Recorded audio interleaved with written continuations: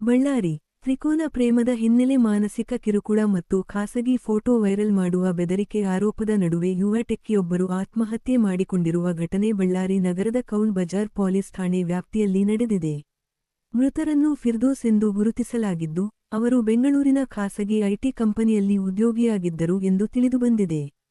ಪ್ರಾಥಮಿಕ ಮಾಹಿತಿಯ ಪ್ರಕಾರ, ಫಿರ್ದೋಸ್ ಅವರು ಕೌಲ್ ಬಜಾರ್ ನಿವಾಸಿ ಅಜೀಂ ಅವರನ್ನು ಪ್ರೀತಿಸುತ್ತಿದ್ದರು.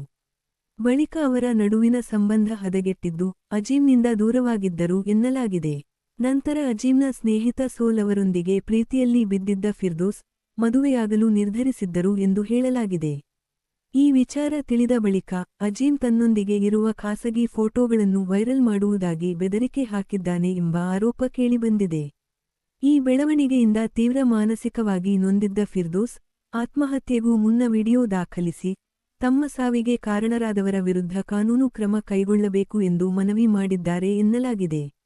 ಇದೇ ವೇಳೆ, ಆತ್ಮಹತ್ಯೆಗೆ ಮುನ್ನ ಫಿರ್ದೋಸ್ ಅವರು ಸೋಹೈಲ್ಗೆ ಕರೆ ಮಾಡಿ, ಅಜೀಂನಿಂದ ಎದುರಿಸುತ್ತಿದ್ದ ಕಿರುಕುಳದ ಬಗ್ಗೆ ಮಾಹಿತಿ ನೀಡಿದ್ದರು ಎಂದು ಮೂಲಗಳು ತಿಳಿಸಿವೆ. ಮೃತೆಯ ಕುಟುಂಬದವರು ಕೌಲ್ ಬಜಾರ್ ಪೊಲೀಸ್ ಠಾಣೆಯಲ್ಲಿ ದೂರು ದಾಖಲಿಸಿದ್ದು, ಪ್ರಕರಣದ ಸಂಬಂಧ ಎಫ್ಐಆರ್ ದಾಖಲಾಗಿದೆ.